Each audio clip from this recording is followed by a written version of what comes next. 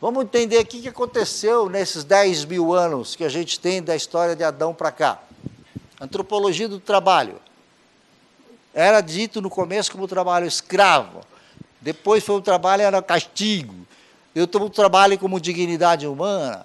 Trabalho com a espiritualidade humana. E agora trabalho como um caminho para resgate da plenitude humana. Isso quem está criando sou eu. Não existe isso, vocês vão ver daqui para frente. Quem eram os torturados? Eram os torturados escravos e os pobres que não podiam pagar os impostos. Então, todo mundo que não podia pagar os impostos e tudo mais, tinha uma dívida, podia ser torturado. Assim, quem trabalhava naquele tempo eram as pessoas destituídas de posse. A partir daí, essa ideia de trabalhar como ser torturado passou a dar o entendimento não só do fato da tortura em si, mas também pela extensão às atividades produtivas realizadas pelo trabalho em geral camponês. Então, todo mundo começou a trabalhar no pesado e começou a ficar com esse estigma de trabalho escravo. Somente a partir do século XIV é que passou a ter o sentido que empregamos hoje em nossos dias, ou seja, o exercício material da intelectualidade para fazer conseguir alguma coisa, né? O esforço, a labutação. Então, é como uma dignidade humana. A visão de Aristóteles, assumida nesse período de 400 anos antes de Cristo, era de que o trabalho produtivo era uma necessidade, mas que aviltava a elevação do espírito, razão pela qual devia ser relegado aos escravos.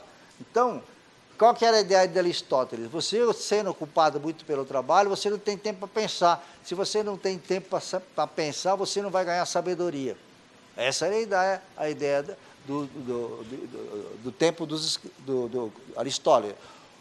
Ao homem livre caberia o ócio indispensável para refletir e cuidar da participação da vida cívica. O trabalho não é castigo. A visão pessimista em relação ao trabalho está bastante arraigada na mentalidade popular.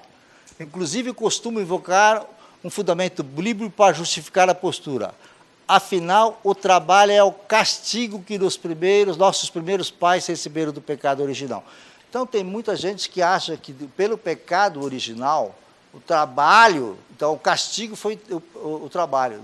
Não, o trabalho, Deus deu a oportunidade de voltar a ser o que era, não castigo.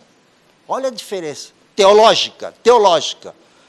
Deus não está castigando pelo trabalho. Olha, através do trabalho você resgata a sua dignidade. Olha a diferença que faz.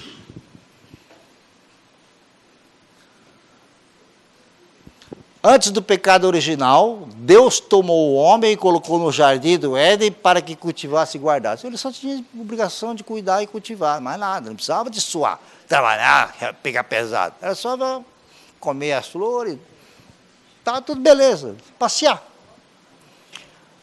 Depois do pecado original, fala, com o suor do teu rosto comerás o pão. Assim, verifica-se que o mandamento do trabalho já nasceu com o próprio homem, como um componente constitutivo da própria essência humana. Então, o trabalho faz parte da essência humana. Para grande parte das pessoas, o trabalho é apenas uma forma de conseguir comida e moradia. Muitos vivem uma verdadeira ambição profissional que leva à sua realização pessoal. Contentam-se com satisfazer as necessidades básicas e não percebem que existe um tesouro além do horizonte. Nada mais enganoso. Tem gente que não aproveita, vê o trabalho só como meio de ganhar dinheiro, mas não sabe o que está atrás de tudo isso que eu estou falando.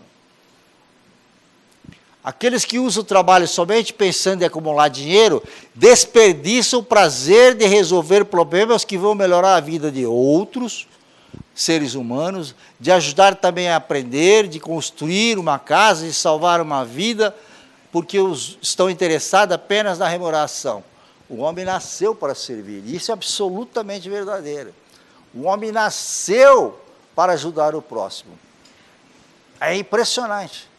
O homem nasceu. Tem uma história que me contaram agora recentemente, que tem um frei. Quem que estava comigo lá com o Henrique Bissage? Tem um frei. O Hélio estava comigo? Não. Quem estava? Celso? Como é que chama aquele frei que tem 88 instituições? Então, tem o Frei em São Paulo, são três que me citaram. O Arsenal da Esperança, do Padre Lourenço, a Aliança de Misericórdia, do Padre Henrique, e esse aí, que tem 88 instituições, é um frei que chega, porque as pessoas que estão na rua não querem ir para o albergue, mas ele chega e deita do lado do cara, e começa a bater um papo, tal, dorme com o cara, aí chega e pede uma comida. Quando chega a marmitinha, ele pede comida para o cara. Quando ele pede comida para o camarada, o cara dá uma parte da comida, ele fala, nunca eu ajudei ninguém, agora eu estou podendo ajudar alguém. E o cara nessa se aceita, fica amigo do Frei, e o Frei leva o cara para o albergue. Fora isso, ele não consegue. Ele tem 100% de sucesso, porque ele faz a dignidade do humano, dignidade do ser humano. A dignidade do ser humano é servir o próximo, ajudar o outro. É ajudar o outro. Pode ser o cara mais filha da puta que for, mas na hora que ele ajudar alguém, o coração dele dilata. É impressionante. Faça esse teste. Todos nós conhecemos pessoas assim, vivem juntando dinheiro para não terem preocupações na velhice. E no fim de suas vidas descobrem que precisa de tantas coisas que o dinheiro não compra. Então não adianta juntar, na hora que chegar lá, não adiantou nada disso. Tem um monte de coisa. Saúde não se compra, né? Um amor não se compra. O relacionamento não se compra, não adianta acumular. O trabalho não é uma punição do homem pecador, pois Deus, com sua extrema bondade, não seria capaz de se vingar de toda a humanidade por causa do ato de um casal. Deus jamais ia se vingar pelo pecado de Adão e Eva. Ele quer uma forma de resgatar o ser humano, sempre com amor. O trabalho é uma ação divina, e sendo assim, o homem que trabalha se aproxima de Deus. Com isso, chega-se ao ponto mais importante. Pelo trabalho, o homem torna-se co-criador, pois continua a obra criadora de Deus. Continua a obra criadora de Deus. Pelo trabalho, o homem modifica constante o mundo e desenvolve o mundo.